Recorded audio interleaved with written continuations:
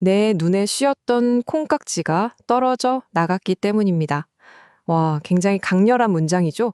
오늘 우리가 함께 살펴볼 이야기는요, 바로 이 한 문장에서 시작됩니다. 투자에 대한 관점, 그 생각이 그야말로 송두리째 바뀌는 그 결정적인 순간에 대한 이야기입니다. 네, 오늘의 주제입니다. 사고의 전환. 과연 단 한 권의 책이 어떻게 한 사람의 투자 철학을 완전히 재정의할 수 있었을까요? 그 과정을 지금부터 함께 따라가 보시죠. 자, 첫 번째 파트입니다. 인생을 바꾼 책, 모든 변화가 시작된 바로 그 지점부터 한번 살펴보겠습니다. 이 글의 저자는요, 이 책을 만나기 전에는 주식시장이라는 게 너무 매력적으로 보였대요. 그런데 막상 뭘 어떻게 해야 할지는 정말 짙은 안개 속을 걷는 것처럼 하나도 감을 잡지 못했다고 합니다. 아마 많은 분들이 이거 내 얘긴데? 하고 공감하실 거예요. 바로 그 안개를 걷어준 결정적인 계기가 벤저민 그레이엄의 현명한 투자자였습니다.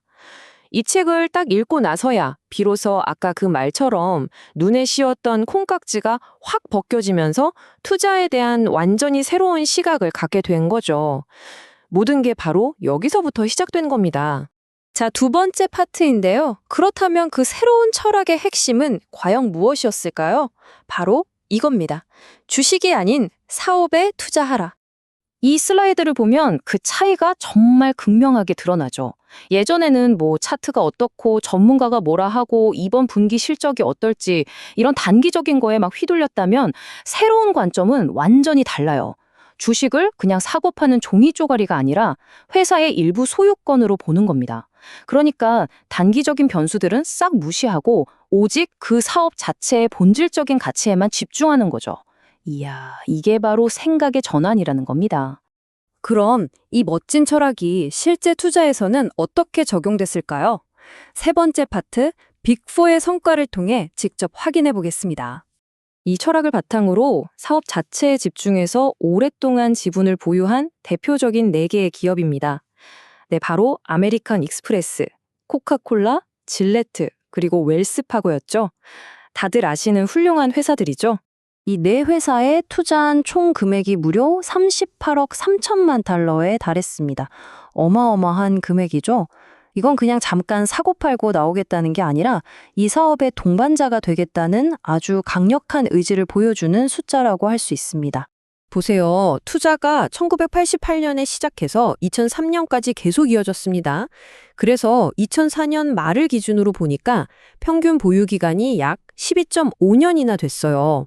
이게 바로 사업에 투자한다는 것의 진짜 의미입니다. 하루하루 주가 변동에 신경 쓰는 게 아니라 긴 호흡으로 기업의 성장을 믿고 함께하는 거죠. 그래서 그 결과는 어땠을까요? 2004년 기준으로 이 회사들이 벌어들인 이익 중에서 투자자 몫으로 돌아온 돈이요, 처음 투자했던 원금의 약 31.3%에 달했습니다. 와, 매년 원금의 3분의 1에 가까운 수익이 계속해서 발생했다는 거니까 정말 대단한 성과라고 할 수밖에 없죠. 근데 재밌는 건 저자는 이 결과를 극적이다라고 표현하지 않아요. 대신 대체로 만족스럽다고 말하죠. 이게 뭘 의미할까요?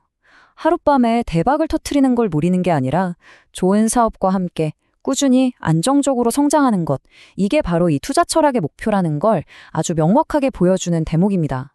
하지만 여러분, 모든 투자가 이렇게 순탄하게만 흘러갔을까요? 당연히 아니겠죠.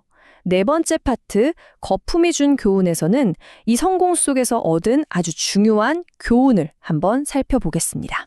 핵심은 바로 이겁니다. 때로는요, 주가랑 실제 기업의 성과가 전혀 딴판으로 움직인다는 거죠. 특히 시장에 거품이 잔뜩 꼈을 때는 주가가 회사의 본질적인 가치를 훨씬 뛰어넘어서 저 하늘 위로 치솟기도 합니다. 그래서 이런 비유가 나옵니다. 백미러는 언제나 전면 유리보다 선명하다. 생각해 보세요.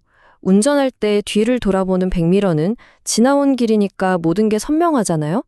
하지만 우리가 실제로 앞으로 나아가야 할 길을 보여주는 저 앞유리는 항상 불확실하고 뭐가 튀어나올지 모르죠. 미래를 완벽하게 예측하고 대응하는 건 거의 불가능하다는 뜻입니다. 그리고 여기서 아주 솔직한 실수를 인정합니다. 당시 가지고 있던 주식 중에 일부가 너무 비싸다는 건, 즉, 과대평가됐다는 건 알고 있었대요. 하지만 그 거품이 대체 어느 정도인지를 너무 안일하게, 너무 가볍게 생각했다는 겁니다. 그리고 이렇게 고백하죠. 나는 행동해야 할 때 말만 앞세웠습니다. 위험하다는 걸 알았으면 과감하게 팔든지 행동에 나섰어야 했는데 그러지 못했다는 정말 뼈아픈 자기 반성인 거죠. 하지만 바로 이 경험이 그의 투자 철학을 한 단계 더 단단하게 만들어주는 계기가 됩니다. 자, 그렇다면 이 뼈아픈 교훈이 그의 투자 전략을 구체적으로 어떻게 바꾸었을까요? 마지막 파트, 적절한 가격을 기다리다에서 그 답을 찾아보겠습니다. 2004년 말 기준으로 그가 보유한 현금성 자산이 무려 430억 달러였습니다. 여러분, 이게 그냥 돈을 쌓아두고 있다는 뜻이 아니에요. 비싼 가격에 섣불리 올라타기보다는 정말 좋은 기회가 올 때까지 기다리겠다는 엄청난 인내심과 원칙을 보여주는 숫자입니다. 그래서 최종적인 결론은 아주 명확해집니다. 지금의 목표는 첫째, 기다리는 것. 그리고 둘째, 아무리 훌륭한 사업이라도 반드시 합리적인 가격이 되었을 때만 산다. 이 원칙을 철저하게 지키는 겁니다. 이게 바로 거품이라는 비싼 수업료를 내고 얻은 최종 전략인 셈이죠. 자, 오늘 우리가 나눈 모든 이야기를 관통하는 마지막 질문입니다. 여러분은 지금 주식의 오르내림, 그 가격표에 투자하고 계신가요? 아니면 위대한 사업의 일부를 소유하는 것, 그 가치에 투자하고 계신가요? 어쩌면 이 질문에 대한 여러분의 답이 앞으로의 투자 방향을 결정하게 될지도 모릅니다.